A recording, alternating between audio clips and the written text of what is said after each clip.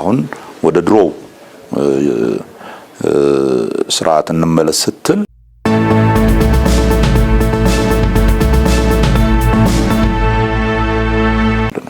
የስርዓተ ትምህርት ግበራ ላይ በተናጠል የሁለተኛ ደረጃ ላይ ማንሳት የምፈልገው የስርዓተ ትምህርት ግበራው ስርዓተ ትምህርቱን ካጠናቀቁ በኋላ በቂና ቅድመ ዝግጅት ሳይደረግ ቶሎ መግባት ይሄን ከግባት አቅርቦት ቀደም ሲል ያነሱትም አለና ምናልባት የብዙ ሰዎች በቂ ቅድመ ዝግጅት ሳይደረግ ነው ትግበራ የተጀመረውና በቂ ቅድመ ዝግጅት ተደርጎ ትግበራው መጀመር ነበረበትና አንድም ሁለት ዓመትም ቢዘገይ የተሻለ የመጀመሪያ የትግበራ ጊዜ ይሆን ነበር የሚል ጥያቄ ያላቸው ምንድነው የእርሱ ምላሽ? ቅድም ያልኩ ነው። አሁን ኮምፕሬሄንሲቭ በፊት ከነበረው የ10ኛ ክፍል ጨርሶ ወደ እስከ 12ኛ ክፍል ድረስ ኮምፕሊትሊ ወደ ኮሌጅ የማይገባ ተብሎ ከ10ኛ ደግሞ ለኮሌጅ የሚገቡት የሚዘጋጁበት ሁኔታ ቀርቷል። አሁን ወደ ድሮ ስርዓት እንመለስ ስትል አንደኛ ዘራሮ ሎይስ ኦብስታክሎች ይኖራሉ። ሁለተኛው አተገባበርህ ራሱ ደረጃ በደረጃ ይሆናል። በአንድ ጊዜ አይደለም። ቅድም እንዳልኩ ነው 40 አዲስ ትምህርቶች እንሰጣለን ብሎ ካሪኩለሙ እንትን ያደርጋል። ያ ማለት ግን ተግባራዊ ስናደርግ 40ውንም ባንዴ እንሰጣለን ማለት አይደለም። ከአርባ በመጀመሪያው አመት ከፓይለት በኋላ ባለው የመጀመሪያ አመት መስጠት ያሰባችሁ ስንት ነበር? በቃ 2-3 አዳዲስ ትምህርቶች ነበር በዛ ጊዜ የሚሰጡት። አሁን ግብርና፣ ኢኮኖሚክስ እና አንድ ሌላ እንደዚሁ ቴዎሬቲካል የሆነ ትምህርት ለመስጠት አትሊስት ካፓሲቲው አለ። ኢኮኖሚክስ ለምሳሌ ቀደም ብሎ ተጀምሮ ነበር ተቋርጦ የነበረው ሶስቱን ማስቀጠል ይቻላል። ግብርናም በቶሎ ማስተማር ይቻላል ምናምን ተብሎ እነኛ አሁን ምንችላቸው በተወሰነ ደረጃ አቅም ያለንን እናድርግ ተብሎ ነው የተጀመረው። ኢንክሉዲንግ በነገራችን ላይ ቴክስት ቡክን በማዘጋጀት ደረጃ ሁሉንም አይደለም ማስተማር የምንችለውን ብቻ ነው ያዘጋጀነው። ወደ 13 የትምህርት አይነቶች ነው አሁን ያዘጋጀነው። ከዛ ቀስ እያልን እየጨመርን እንሄዳለን በሚል ነው። ሁሉ ጊዜ አንድ ነገር መቼ ነው የምትጀምረው፣ መቼ ነው ሙሉ ለሙሉ ዝግጁ ሆነ የምትጀምረው የሚለው ጥያቄ ነው። በቀላሉ የምትመልሰው ጥያቄ አይደለም። ግን ዋናው ልትጀምር ስታስብ ደረጃ በደረጃ የምትሰጣቸውን ነገሮች አስበህ አውቀህ ከገባህ ዘን የአፈጻጸም ስልትህንም ኦሬዲ አብረህ አዘጋጅተዋል ማለት ነው። ስለዚህ ብዙ ችግር ያመጣል ብዬ አላስብም። የመማሪያ መጽሐፍ አቅርቦት ላይ ከአዲሱ ስርዓተ ትምህርት ጋር ተያይዞ የሚነሳው እርሶም የመንግስት የስራ አፈጻጸም ግምገማ ሶስት ወር ሲገመገም ያቀረቡት ላይ በአንደኛ ደረጃና በሁለተኛ ደረጃ 1:4 እና 1:5 ነው የመጽሐፍ ሬሽዮ ያለው እና የብዙ ጥያቄ ቢያንስ መጽሐፍ እንኳን 1:1 መድረስ በማይቻልበት ሁኔታ እንዴት የስርዓተ ትምህርት ይተገበራል? ለምንድን ነው መጽሐፍ በዚህ ልክ 1:4 እና 1:5 የሆነው? በመጀመሪያ በሁለት እንለየው የመጽሐፍ አቅርቦትን። ለአንደኛ ደረጃ ከአመት በፊት ተግባራዊ መሆን የጀመረው ካሪኩለም እዛ ዙሪያ የተዘጋጀው መጽሐፍ አለ። ሁለተኛው የሁለተኛ ደረጃ ዘንድሮ ተግባራዊ የሚሆነው እንትን ነው። የመጀመሪያው በዚህ አሁን ባለው የፌደራል አወቃቀር የኃላፊነት ጠገጉ ይለያል። አንደኛ ደረጃ የክልሎች ሪስፖንሲቢሊቲ ነው። ሁለተኛ ደረጃ የትምህርት ሚኒስቴር ሪስፖንሲቢሊቲ ነው። ይሄን የወሰንኩት አይደለም። this is part of the የሀገሪቱ የፌደራል ስርዓት አካሄድ ጉዳይ ነው። ክልሎች ጋር ያለው የመጽሐፍ ህትመት ባለፈው አመት የጀመረው ከክልሎች ጋር ባደረግናቸው ውይይቶች ሁለት ችግሮች ነበሩት። አንደኛ የአታሚዎች ችግር እዚህ ለማሳተም ባደረጉት ሙከራ እሱና እናሳተማለን ብለው ከቆዩ በኋላ ብዙ እዚህ ሀገር ያሉት አታሚዎች እንደዚህ በጣም ትልቅ ቮሊዩም ያለው መጽሐፍ ለማተም የሚችሉበት ካፓሲቲ ያልነበራቸው። ሁለተኛ በተወሰነ ደረጃ ደግሞ ውጭም ወስዶ ለማሳተም የሚወስደው ጊዜና የውጭ ምንዛሬ ማግኘቱ እንትን ትንሽ አስቸጋሪ ሆኖባቸው ስለነበር ባለቻቸው ማሳተም የሚችሉትን በየአካባቢያቸው በየእንትናቸው እያሳተሙ ያልቻሉትን በፎቶኮፒም በምናምንም እያደረጉ ነው የጀመሩት። ሁለተኛ የባጀትም ችግር ነበር በተወሰነ ደረጃ ቀደም ብሎ ባለመዘጋጀታቸው። በዛ ምክንያት የተወሰነ ችግር አለ። ይሄ ሙሉ ለሙሉ በ100% ኮንፊደንስ ክልሎች በዚህ ምክንያት ነው ልልህ አልችልም። ሁለት ነገር ግን መለየት ያለብህ አንደኛ ከክልል ክልል ይለያያል። በአንደኛ ደረጃ እንኳን ክፍል አንድ ለአንድ ያደረሱ ክልሎች አሉ። ሚኒንግ ለአንድ ተማሪ አንድ መጽሐፍ ያደረሰ ክልል አለ።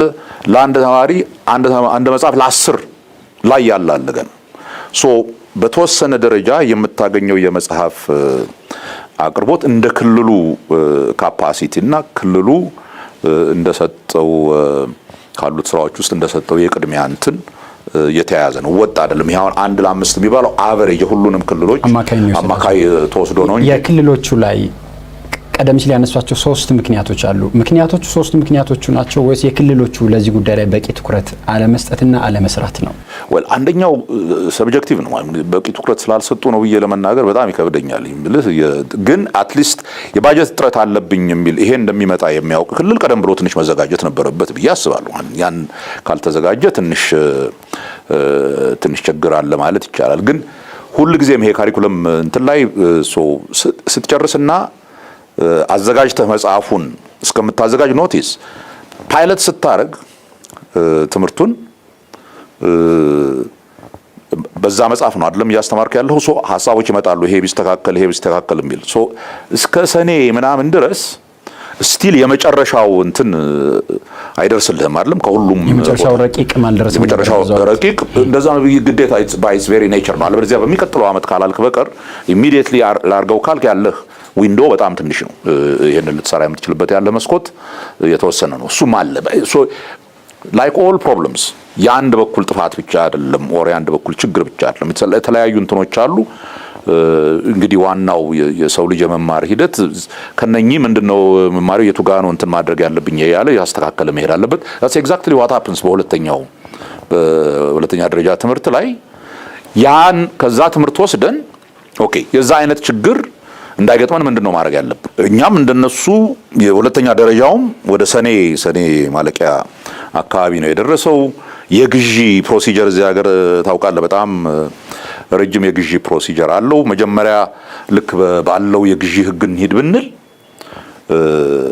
እና ይሄ ወርልድ ባንክ ምናምን በሚሰጡት የጨረታ ህግ እንሂድ ብንል ጨረታው ብቻ እና ጨረታ አልቆ ኢንተርናሽናል ውድድር አድርገህ ጨረታ አልቆ አዋርድ ስታደርግ ወደ 8 ወር ይፈጃል። 8 months ነው እና ይሄ በፍጹም ሊሆን የሚችል ነገር አይደለም። ሶ ይሄን ነገር መቆረጥ አለብን ብለን ቁጭ ብለን ከወርልድ ባንክ ሰዎችም ከግዢ ኤጀንሲም ከምንም ጋር ቁጭ ብለን ተነጋግረን ይሄን ነገር መቆረጥ አለብን፣ እንደዚህ በፊት በነበረው የግዢ ሂደት ልንሄድ አንችልም ብለን መጠነኛ ጨረታ የሚባሉን የተወሰኑ ኬፓብል እና ያደርሳሉ የሚባሉትን ኩባንያዎች ብቻ ነጥለን በእነሱ በኩል ጨረታ አድርገን ያንን ጨረታ ወደ ማስፈጸም ሂደት ነውና እንትን ያደረግነው። ልክ እኛ እሱን ፕሮሰስ ገና ጀምረን እስክንጨርስ እንኳን ወደ ነሐሴ አካባቢ ነበር እና በጣም የሚገርመው የዚህ ዓመት እንትን የሁለተኛ ደረጃን በሚመለከት ቢትዊን ነሐሴ ጥቅምትና ህዳር መጽሐፎቹ የመጀመሪያው ዙር ብለን ያሳተምነው ባለን አቅም 1 ለ4 ያደርሳል ብለን ያሳተምነው መጽሐፍ ኦልሬዲ በየትምህርት ቤቶቹ ይሄዳል። ወደ 20 ሚሊዮን ትምህርት እንትን መጽሐፍቶች አሁን በየክልሉ ተበትነዋል። ኢንክሉዲንግ በየእንቱ ያ በነገራችን ላይ 1 ለ4 አገን ከፕሮጀክሽን ህጋ ነው የምናሳትመው። በፕሮጀክሽን ስንት ተማሪ ይኖረናል፣ ለስንት ተማሪ ነው የምናደርሰው ብለን ነው የምናሳትመው። ራይት በተለያዩ ምክንያቶችን በተወሰነ ደረጃ የትምህርትን ጥራት ለማሻሻል በሚደረገው ሂደት ምክንያት ባለፈው ዓመት ብዙ ሁለተኛ ደረጃ ትምህርት ብዙ ክልሎች የሚኒስትሪን ፈተና ጠበቅ አድርገው መያዝ ጀምረዋል። በዛ ምክንያት ወደ ሁለተኛ ደረጃ ያለፈው ተማሪ ቁጥር ከተጠበቀውና እኛ ፕሮጀክት ካደረግነው ያነሰ ነበር። በዛ ምክንያት አሁን ብዙዎቹ ኢንፋክት 2 ክልል አውቃለሁ 1 ለ1 የደረሰው መጽሐፍ ኢቭን የሁለተኛ ደረጃውን ነው እንግዲህ 1 ለ1 ያደረሱት ያላችሁ ተማሪ በማነሱ ነው ያላችሁ ተማሪ በማሳተማቸው ፕሮጀክት የተደረገው ተማሪና እኛ ነን ያሳተም እኛ ቁጥር ተሰጥቶናል። በዛ ቁጥር መሰረት ነው አሁን እናካፍለው። ወደ ሁለተኛ ደረጃ የተዛወረው ተማሪ ቁጥር ስላነሰ በተወሰነ ደረጃ እንትን ሆኖ የተወሰኑ ክልሎች ኖት ኦል የተወሰኑ አሁን ለምሳሌ ደቡብ ምዕራብ 1 ለ1 ደርሶታል። አዲስ አበባ 1 ለ1 ደርሶታል። አዳርሷል የሰጠነውን መጽሐፍ። ግን አንዳንዱ አትሊስት ሚኒመም የደረሰው 1 ለ4 ነው ሚኒመም የደረሰው። ብዙ ግን 1 ለ2 1 ለ3 ምናምን አካባቢ። ይሄ እንግዲህ ግማሽ ህትመት ነው። ሁለተኛውን ህትመት አሁን እንትን እያደረግን ነው። ይሄ ኤፕሪል ምናምን ላይ ሁለተኛው እንትን ይመጣል። ሞር ኦር ሌስ ያኔ 100% መጽሐፍ ለሁሉም ተማሪ ይደርሳል ራፍሊ። ይሄም አጌን እኛ ያሰብነው በሙሉ ፕሮጀክት አድርገን ስናሳትም ያሰብነው ማክሲመም 1 ለ2 በሁለተኛው ህትመት ስንጨርስ አንድ መጽሐፍ ለሁለት ተማሪ ያደርሰ። ኢትዮጵያ አሁን ያላት አቅም ማሳተም የምንችለው ይሄን ያክል። ስለዚህ የዚህ ዓመት የሁለተኛ ደረጃ የተማሪ መጽሐፍ ጥመርታው 1 ለ2 እንዲሆን ነው አቅዳችሁ በዚህ ዓመት ጀምራችሁ? ምንመም 1 ለ2 ይሆናል ነው። ግን እንዳልኩ ነው ቅድም ብዙ ከ1 ለ2ም በላይ ያገኛል። ሞስት ላይክሊ 1 ለ1። ፕሮፌሰር የባለሙያዎች ጥያቄ በአዲስ የስርዓተ ትምህርት የትምህርት ጥራት አመጣለሁ ብሎ የሚንቀሳቀስ ሀገር በ1 ለ2 የመጽሐፍ ሬሽዮ እንዴት አዲስ ስርዓተ ትምህርት ይጀምራል? ድሃ የሆነው ለዛ አይደል? ስለዚህ ድሃ በመሆኑ ምክንያት ድህነቱን ምክንያት አድርጎ 1 ለ2 ትምህርት ያለበት እንትን እንሆን ሪያሊስቲክ እንሆን ከአቅም ጋር እኮ ነው። እኔ አሁን እነኝን መጽሐፎች ለማሳተም መንግስት ባጀት የለውም፣ ፊስካል ችግር አለበት። ከተለያዩ ፕሮጀክቶች እየለመን እየቆጠብን ምናምን ነው ይሄንን ነገር የምናደርገው። ሶ ራፍሊ ወደ $40 ሚሊዮን ነው ያስፈልገን አሁን 1 ለ2 ለማሳተም ለሁለተኛ ደረጃው ብቻ። ያኛውማ እኛን አይመለከትም። አዎ እንትን ላርግ ብል ሙሉን 1 ለ1 በሚል ግምት ላሳትም ብል ወደ 90 እስከ $95 ሚሊዮን ያስፈልጋል። ዶላር ጀስት ኢማጂን ናው። ያንን አሁን አልችልም። ሶ የምችለው ምንድን ነው? አንድ ክፍል ውስጥ ለተማሪዎች የሚደርሰው መጽሐፍ 13 ነው። አንድ ክፍል ለአንድ ተማሪ 13 መጽሐፍ ነው የሚደርሰው። 13 አይነት ትምህርት ነው የሚሰጠው። ሶ ለሁለት አጣምረህ ብትሰጥ የማንበቢያ ጊዜ አላገኘም ልትል አትችልም።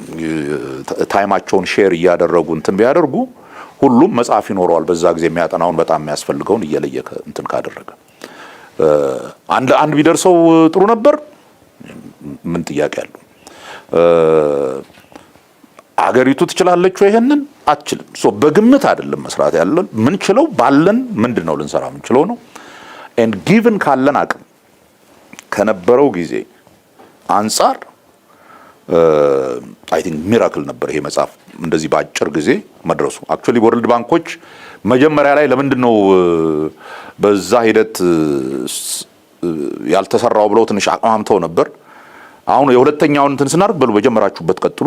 በዚህ ደረጃ በዚህ ፍጥነት መጽሐፍ የግዢ ሂደቱን በማሳጠር ፕሮፌሰር፣ የብዙ ሰው የወላጆችና የተማሪዎች ጥያቄ በአዲሱ ስርዓተ ትምህርት የሁለተኛ ደረጃ ተማሪዎች አንድ ተማሪ አንድ መጽሐፍ ለግሉ አግኝቶ የሚማርበት ጊዜ መቼ ነው?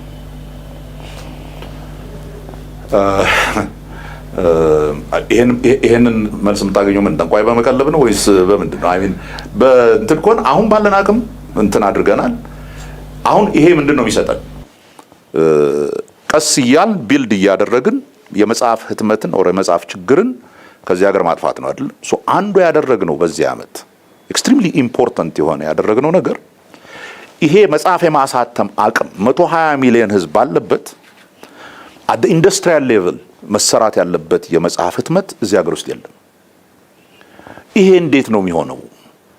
የኛን የሚያክል ሀገር መጽሐፍ በፈለግን ቁጥር ወይ ህንድ ወይ ዱባይ ወይ ምን እየሄድን እያሳተምን እስከ መቼ ነው ምን ዘልቀው በሚል አንዱ አብረን ያደረግነው ይሄንን የመጽሐፍ ህትመት ፍለጋ ነኝ የተመረጡ ኩባንያዎች እንትን ስናረግ አንድ ያደረግነው ኢትዮጵያ ውስጥ መጥቶ ኢንቨስት ለማድረግ በእንዲህ አይነት ኢንዱስትሪያል ፕሪንቲንግ እንትን ላይ ኢንቨስት ለማድረግ የሚፈልግ ኃይል ካለም ብለን ማፈላለግ አብረን ማፈላለግ ነበር የጀመረውና ካወዳደርናቸው እንትኖች ጋር በሙሉ እንዲህ አይነት ኢንትረስት ይኖራቸዋል ኢቬንቹዋሊ እና the good thing ጨረታውን ያሸነፈው ድርጅት ከኢትዮጵያ ኢንቨስትመንት ሆልዲንግስ ጋር ሲነጋገር ነበር። ስለዚህ ይሄ ሴኩሪቲ ፕሪንቲንግ አሁን በቅርብ ሚኒስትራዊ ህትመት ይሄ ፓስፖርት ለማተም የተስማማው ድርጅት ማለት ነው።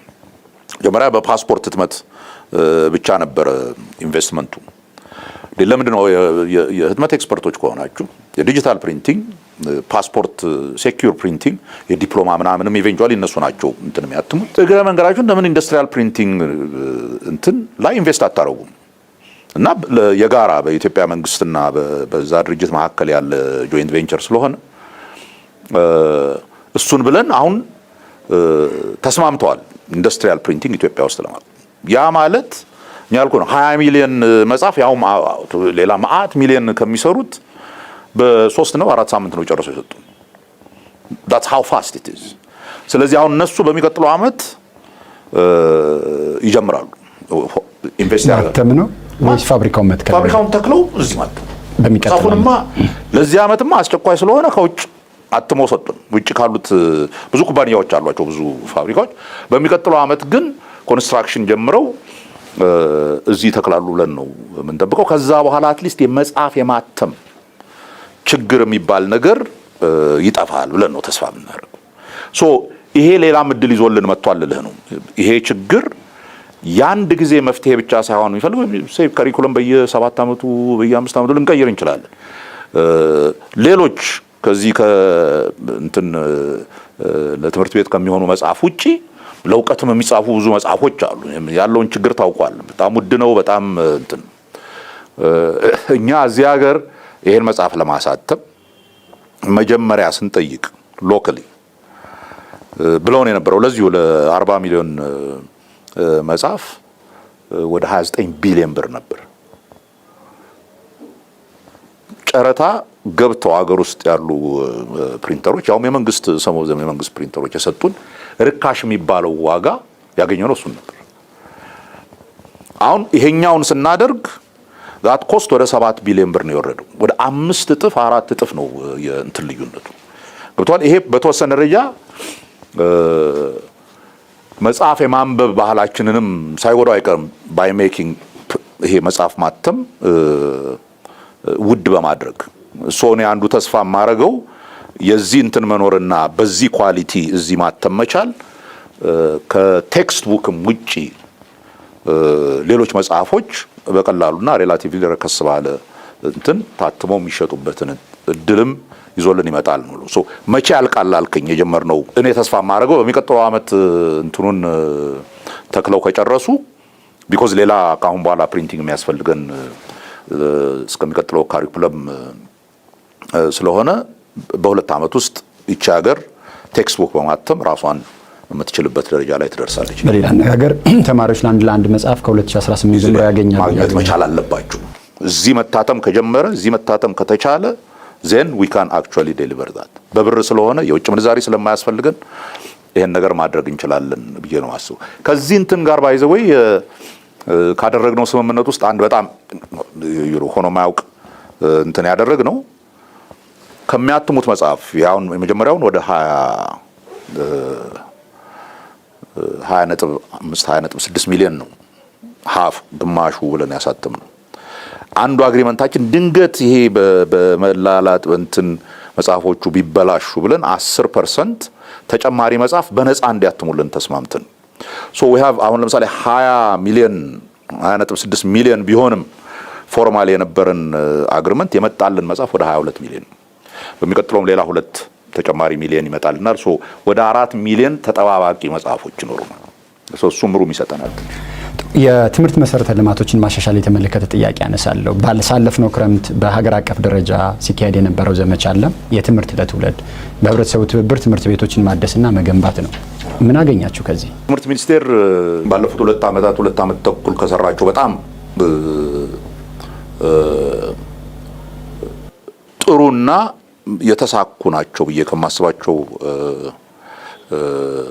እርምጃዎቻችን ውስጥ የትምህርት ለትውልድ ብለን የጀመርነው